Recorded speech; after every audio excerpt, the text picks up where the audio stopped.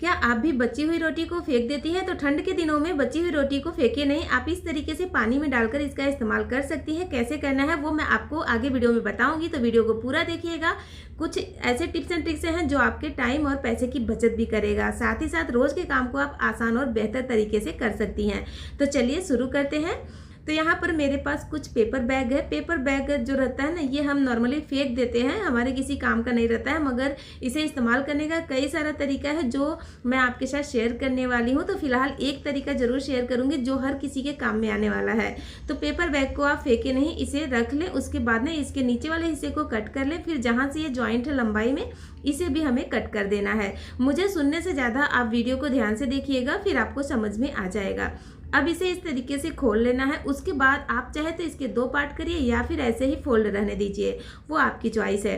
अब आपको क्या करना है, एक इस तरीके का बाउल ले लेना है और उसके ऊपर पेपर को लगा देना है, फिर दूसरे पेपर को भी लगा देना है। तो यहाँ पर इसके लिए मैंने पहले ही बोला कि आप इसे कट करिए या फिर ऐसे ही रहने दीजिए।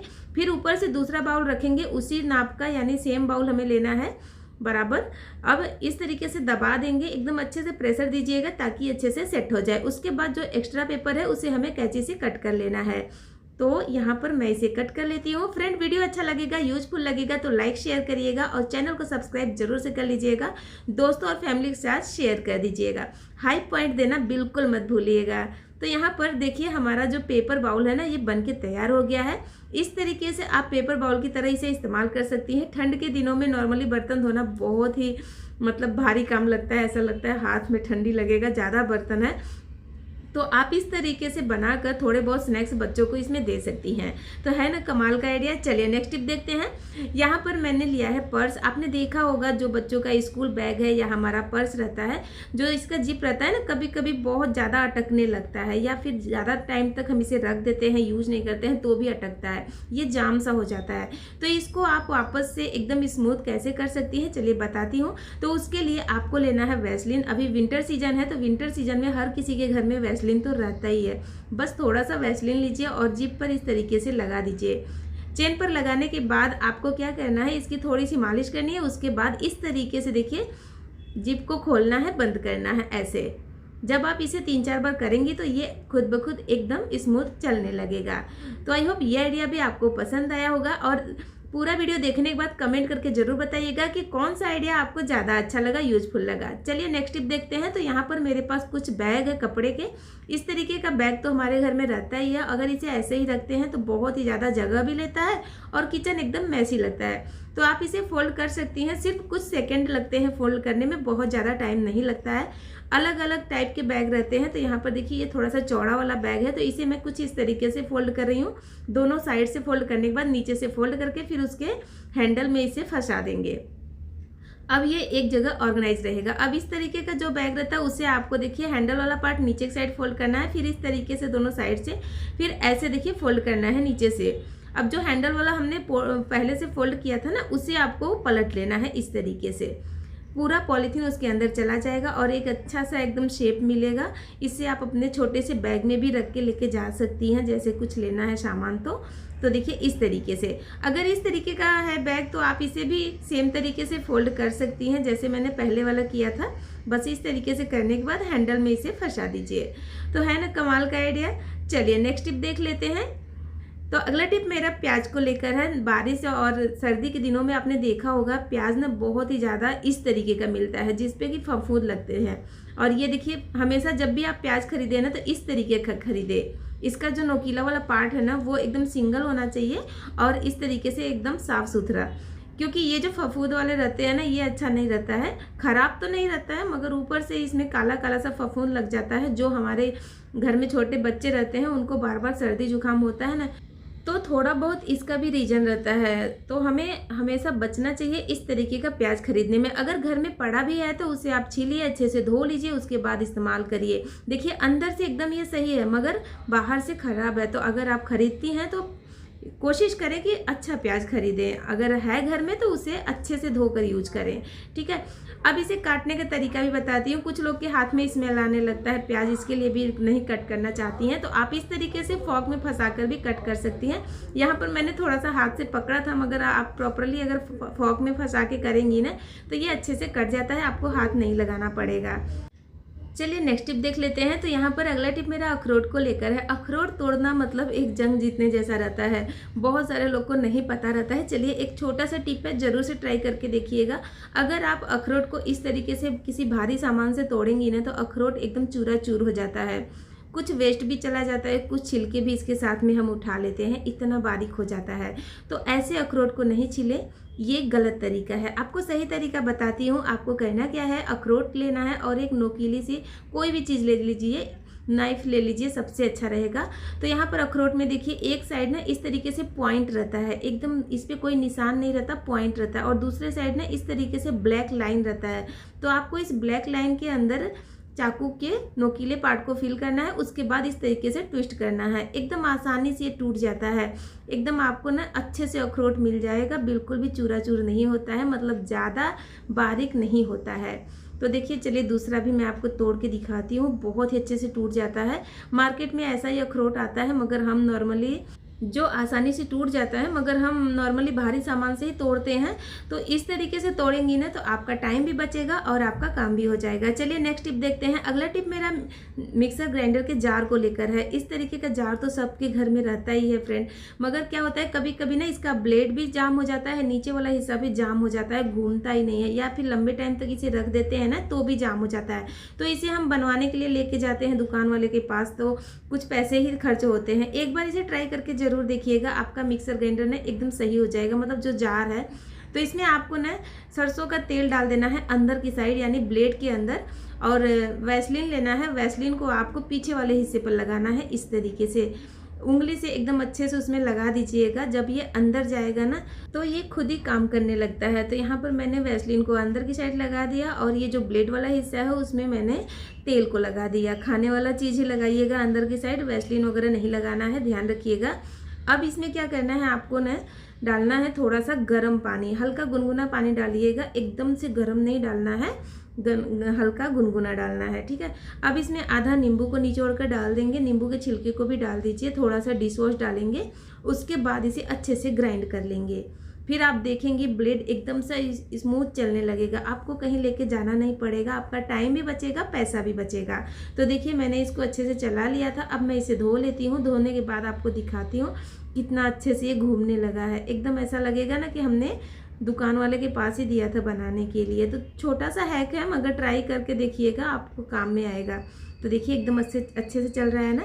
तो चलिए नेक्स्ट टिप देख लेते हैं। अगला टिप मेरा रोटी को लेकर है। फ्रेंड आपने देखा होगा ठंड के दिनों में रोटी हो या पराठे बहुत ही जल्दी ठंडा हो जाता है, और ठंडा ठंडा खाने में बिल्कुल भी अच्छा नहीं लगता है। फिर हम सोचते हैं क्या हर बार कोई रोटी और पराठा ही बनाते रहेगा। तो इसको ना गर्म तो कर सकते हैं ना। गर्म करने के लिए अगर डायरेक्ट हम आग पर इसको गर्म करते हैं तो ये जल जाता है, ख़राब हो जाता है। मगर ना इसका जो गर्म करने का प्रोसेस है ना, ये वाला आप फॉलो करेंगी ना तो एकदम अच्छे से गर्म भी होगा, और जैसे ताज़ा वाला रहता है ना वैसा ये रोटी लगेगा, और पराठा भी।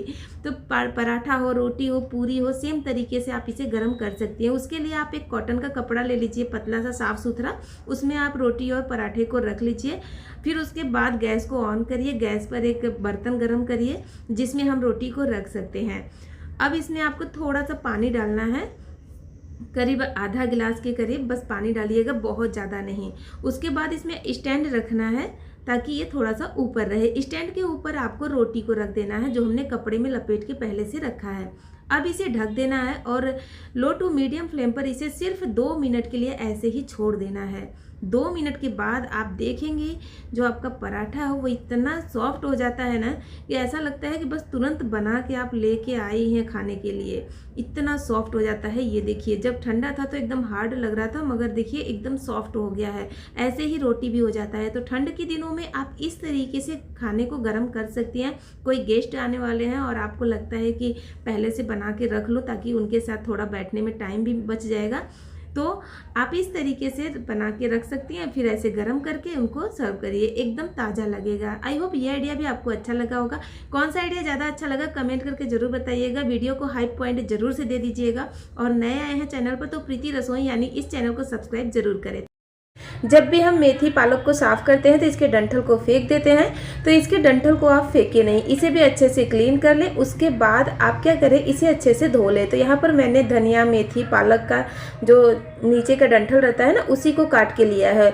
इसमें जड़ नहीं होना चाहिए, इस बात का ध्यान रखिएगा। 6 से 7 बार अच्छे से धो लीजिएगा, जितना भी पानी रहेगा सब निकल जाएगा। उसके बाद आप इसे प्रेशर कुकर में डाल दीजिएगा। साथ में 1 से 2 गाजर को कट करके डाल दीजिएगा, और 3 टमाटर को भी यहाँ पर मैंने डाल दिया है। तो अपने हिसाब से इसमें सब्जियाँ आप ऐड कर सकती हैं जो आपके पास हो और जिसका टेस्ट आपको अच्छा लगता है। तो यहाँ पर मैं डाल रही हूँ थोड़ा सा सफ़ेद नमक और थोड़ा सा काला नमक। नमक अपने हिसाब से डालिएगा, टेस्ट के हिसाब से। तो यहाँ पर काला नमक डालने से होगा ये कि इसका जो टेस्ट है ना वो और भी ज़्यादा बढ़ जाता है, तो काला नमक ज़रूर से डालिएगा। अभी सब्जियाँ बहुत ही अच्छी अच्छी आती हैं तो आप उसे भी इसमें डाल सकती हैं, जैसे कि चुकंदर वगैरह। ठीक है, अब इसमें थोड़ा सा पानी डालेंगे, 1/4 कप यानी आधा गिलास से भी कम। ठीक है, अब प्रेशर कुकर का ढक्कन बंद करेंगे, गैस पर चढ़ाएंगे, 3 सीटी आने तक पका लेंगे मीडियम फ्लेम पर। जब प्रेशर खत्म हो जाएगा, ठंडा हो जाएगा, तो आप खोल लीजिएगा और इस तरीके से पोटैटो मैशर से आप इसे मैश करिए या फिर ठंडा कर लीजिए। उसके बाद पानी को छान लीजिए, फिर जो बचेगा उसे ग्राइंड करिए, फिर उसे कपड़े में डालकर छान लीजिए। तो इस तरीके से पूरा जूस निकल जाता है। मैं आपको सिर्फ इतना करके दिखा रही हूँ कि जो सूप है इसमें उसे मैं निकाल लेती हूँ, यानी जूस को। बाकी को मैं ठंडा करके फिर से ग्राइंड करूँगी और उसके बाद मैं इसका जूस निकालूंगी। तो यहाँ पर मैंने इसे छान लिया है, और देखिए इसमें ना कम से कम 4 गिलास जूस निकलता है। सिर्फ हमने इसमें 1/4 गिलास ही इसमें डाला था पानी। ठीक है, अब इसे छान लेंगे, उसके बाद कप में ट्रांसफ़र करेंगे। इसमें थोड़ा सा काली मिर्च का पाउडर ज़रूर डालिएगा, इससे इसका टेस्ट और बढ़िया होता है और हेल्थ के लिए भी अच्छा रहता है। अब इसे आप पी लीजिए, आपका इम्यूनिटी पावर भी बूस्ट होगा, साथ ही साथ आपका वज़न भी कम होगा, और सर्दी के लिए ये बहुत ही बढ़िया उपाय है, और बेकार चीज़ को फेंकने से भी आप बच जाएंगी।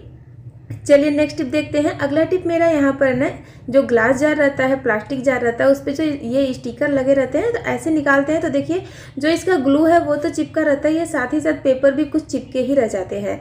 तो इसे कैसे निकालें? अगर गर्म करेंगे तो ये टूट जाएगा आग के ऊपर, है ना। तो ये प्लास्टिक का है, तो इसको भी हम निकालने का तरीका आपको बताते हैं, क्योंकि जो स्टिकर लगे रहते हैं तो ये बहुत ही बेकार लगता है, अच्छा नहीं लगता किचन में। तो अगर इसे साफ़ किया जाए बिना किसी मेहनत के तो कितना अच्छा होगा। तो चलिए वही करते हैं। बस गैस को ऑन करेंगे और गैस पर रखेंगे पानी अपने हिसाब से ले लीजिएगा जितना ज़रूरत होगा। पानी को ढक देंगे ताकि इसमें जल्दी से गर्माहट आ जाए, यानी ये जल्दी से गर्म हो जाए। हमें अच्छा गर्म कर लेना है इसे, बहुत ज़्यादा उबलता हुआ पानी हमें नहीं चाहिए, ध्यान रखिएगा। तब तक हम क्या करेंगे, इसके अंदर जो पेपर वगैरह है जार के अंदर उसे निकाल देते हैं, जो पॉलीथीन है, जो पेपर है, सब निकाल देते हैं। उसके बाद आगे का प्रोसेस करेंगे। अब एक बाउल लेंगे, बाउल के अंदर डालेंगे खाने वाला सोडा। 1 से 2 चम्मच आप सोडा ले लीजिएगा जितना ज़रूरत होगा। तो यहाँ पर मैं 1 चम्मच ले रही हूँ। अब साथ में इसमें डालेंगे कोकोनट ऑयल यानी नारियल का तेल। तो नारियल का तेल भी हमें 1 से 2 चम्मच ही डालना है, जितना ज़रूरत रहेगा उतना डालिएगा। जब आप इसे इस्तेमाल करेंगे तो आपको खुद समझ में आ जाएगा। तो अच्छे से मिला लेंगे इस तरीके से, और थोड़ा थोड़ा इसमें ना तेल को ऐड करते जाएंगे। हमें एक लुटपुटा सा बैटर बनाना है, तो इस तरीके से इसको हम तैयार कर लेंगे। अब इसे रख देते हैं साइड में। उसके बाद हम क्या करेंगे, जो पानी है ना उसका इस्तेमाल करेंगे। तो पहले ये ग्लास जार ले लेते हैं और जार के अंदर डालते हैं पानी। तो यहाँ पर आप देख सकती हैं बहुत ज़्यादा उबलता हुआ पानी नहीं है, हाँ इतना गर्म है कि उंगली डालो तो सहन नहीं होगा, बस इतना ही गर्म चाहिए। अब हम जार के अंदर पानी को डालेंगे, अच्छे से बंद कर देंगे इसके लीड को। फिर आप इस तरीके से स्टिकर को निकालेंगी तो ये देखिए बहुत ही अच्छे से ये निकल जाता है, क्योंकि जब जार गर्म होता है हल्का सा ना, तो जो ग्लू है वो पिघलता है, जिससे आसानी से निकल जाता है। थोड़ा बहुत ग्लू जार में लगा ही रह जाता है, तो उसको भी क्लीन करने का आपको तरीका बताती हूँ। नहीं तो क्या होगा ना, इसके ऊपर गंदगी चिपक जाता है, धूल मिट्टी चिपकता है, फिर वो काला काला दिखता है। तो इसे हमें पूरी तरीके से क्लीन करना है, बिल्कुल भी ऐसे आधा अधूरा नहीं छोड़ना है। तो वो भी मैं आपको आगे बताने वाली हूँ, तो वीडियो को एंड तक ज़रूर देखिएगा। अब उसी पानी को मैंने दूसरे जार में ट्रांसफ़र कर लिया है। इसी तरीके से सारे जार में हम पानी को डाल देंगे। उसके बाद ढक्कन को बंद करेंगे ताकि इसमें गर्माहट जल्दी से हो जाए, और हम स्टिकर को सेम तरीके से निकाल लेंगे इस तरीके से। तो ये मैंने देखिए निकाल लिया है। फ्रेंड, अगर वीडियो अच्छा लगेगा तो लाइक शेयर ज़रूर करिएगा और वीडियो को हाई पॉइंट देना बिल्कुल मत भूलिएगा। तो यहाँ पर देखिए थोड़ा बहुत पेपर रह जा रहा है, ग्लू भी रह जा रहा है, तो उसे भी क्लीन करने का तरीका चलिए देख लेते हैं। और ये देखिए ये पूरा मैंने स्टिकर निकाल दिया है। अब ग्लू जो लगा है ना, जो इसमें गोंद चिपका है ना, उस पर क्या करेंगे, ये जो हमने खाने वाला सोडा और तेल को मिला के रखा है ना, अब इसे लेंगे और इस तरीके से लगाकर हल्के हल्के हाथ से आप इस पर मसाज करें। जब हल्के हाथ से रब करेंगे एकदम अच्छे से चुटकियों में ये साफ़ हो जाता है। ऐसा लगेगा जैसे कोई मैजिक हो रहा है। आपको विश्वास नहीं हो रहा होगा ना, तो एक बार ट्राई करके ज़रूर देखिएगा। कांच के बर्तन पर जो भी स्टिकर है उसे आसानी से निकाल सकती हैं इस तरीके से। तो देखिए सारे पर हम इसी तरीके से लगाएंगे, रब करेंगे और एकदम अच्छे से इसे साफ़ कर लेंगे। अब बचा ये प्लास्टिक वाला कंटेनर, और इस पर तो देखिए ऊपर से लेके साइड से लेके सब जगह लगा है बहुत ही मोटा मोटा बड़ा बड़ा स्टिकर। तो इसे क्लीन करने के लिए भी इसमें भी गर्म पानी डालेंगे, थोड़ी देर के लिए छोड़ देंगे। उसके बाद ना इसको थोड़ा सा इस तरीके से करेंगे ताकि स्टिकर के इधर गर्म पानी होना चाहिए, तभी ये अच्छे से गर्म होगा। फिर इस तरीके से निकालेंगे, मगर इसका जो ग्लू है वो बहुत ही ज़्यादा मतलब स्ट्रॉन्ग है, पूरा नहीं निकल रहा है। तो बस इतना फाड़ने के बाद आप क्या करें, इस पर वही सोडा और जो हमने तेल डाल के बनाया था उसे लगाइए और रब करिए। बस देखिए एकदम अच्छे से क्लीन हो जाता है। फिर आपको इसे डिश वॉश से खूब अच्छे से धो लेना है ताकि जितना भी ऑयल है सब निकल जाए। और इस तरीके से देखिए मैंने सारे स्टिकर को निकाल दिया है और एकदम अच्छे से ये क्लीन भी हो गया है। तो है ना कमाल का आइडिया। दोनों तरीके के कंटेनर को आपको क्लीन करने का तरीका बता दिया है। स्टील वगैरह का रहता है तो उसे तो हम आग पर गर्म करके भी निकाल सकते हैं, है ना। चलिए नेक्स्ट टिप देखते हैं। अगला टिप मेरा ना डोसे को लेकर है। नॉर्मल जो लोहे का तवा रहता है, रोटी वाला तवा रहता है ना, हम उस पर डोसा नहीं बना पाते हैं, हमें लगता है कि नहीं बनेगा। मगर आपको एक बढ़िया से ट्रिक बताती हूँ। आप क्या करिए, बस प्याज ले लीजिए, प्याज को ना इस तरीके से रब करिए तवे के ऊपर। तवे को पहले अच्छे से हीट कर लीजिएगा, गर्म हो जाना चाहिए, फिर उसके बाद रब करिए।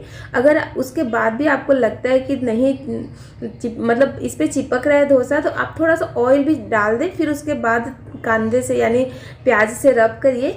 फिर उसके बाद आप थोड़ा सा ऑयल को पोंछ लीजिए टिश्यू पेपर से, फिर पानी के छींटे डालिए, एकदम अच्छे से निकलने लगता है। यहाँ पर देखिए मैंने सिर्फ प्याज से ही किया है, इसमें कोई ऑयल वगैरह नहीं लगाया, फिर भी आप देख सकती हैं एकदम अच्छे से निकल रहा है। इसमें थोड़ा भी ऑयल का हमने इस्तेमाल नहीं किया है, एक बूंद भी ऑयल नहीं डाला, फिर भी ये अच्छे से निकल गया। और ये डोसा थोड़ा सा मोटा वाला मैंने बनाया है, चलिए आपको दिखाती हूँ पतला निकलेगा कि नहीं।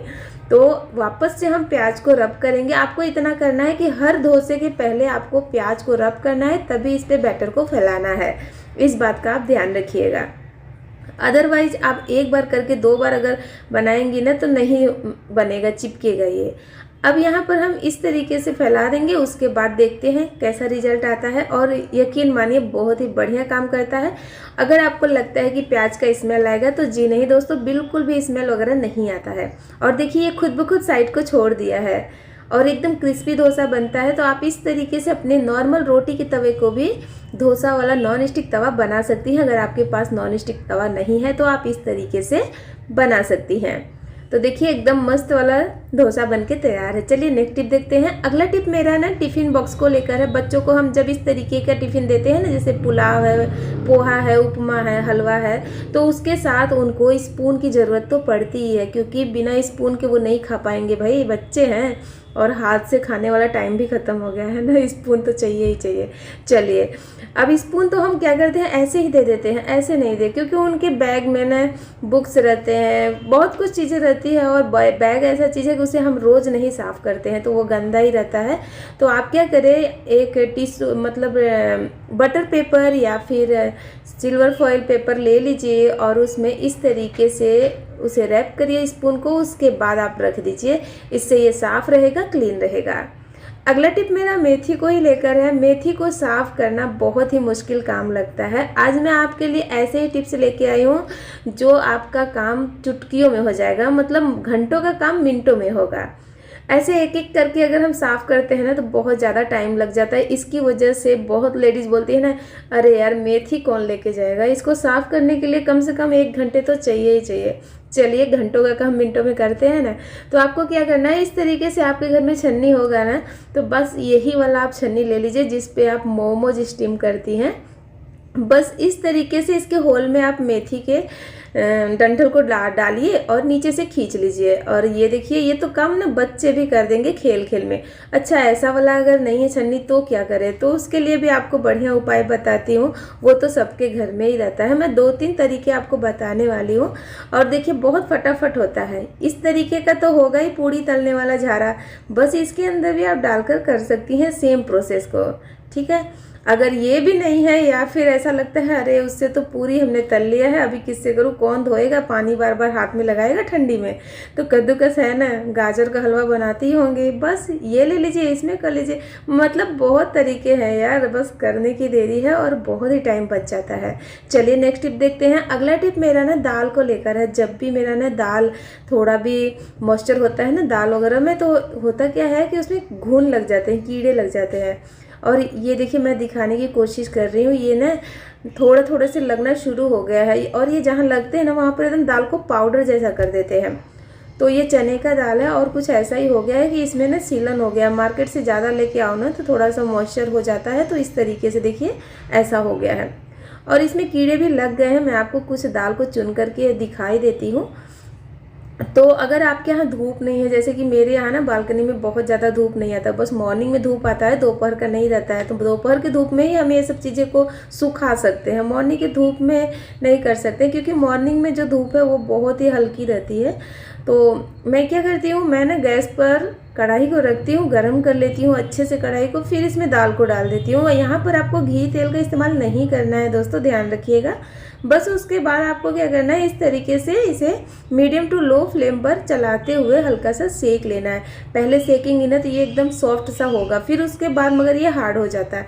कलर नहीं चेंज करना है, किसी प्रकार की खुशबू का वेट नहीं करना है, क्योंकि हमें सिर्फ इसे टाइट करना है, इसके मॉइस्चर को दूर करना है, ना कि इसे हमें भुनना है। ठीक है, तो जब आप एक दाल को उठाकर देख लें, जब आपको लगे कि ये हार्ड हो गया, मुंह में डालकर दांत से कुचल के देख लें, कटक से आवाज़ आएगा, तो समझ लीजिए ये हो गया है। बस इसे तुरंत ना पंखे के नीचे एक कपड़े पर फैला दीजिए, फिर आप देखेंगे ठंडा होते ही इतना मस्त हो जाएगा ना कि कीड़ा भी खत्म हो जाएगा और वापस इसमें कीड़े भी नहीं लगते हैं। तो आई होप ये आइडिया भी आपको पसंद आया होगा। कौन सा आइडिया ज़्यादा पसंद आया कमेंट करके ज़रूर बताइएगा और चैनल को सब्सक्राइब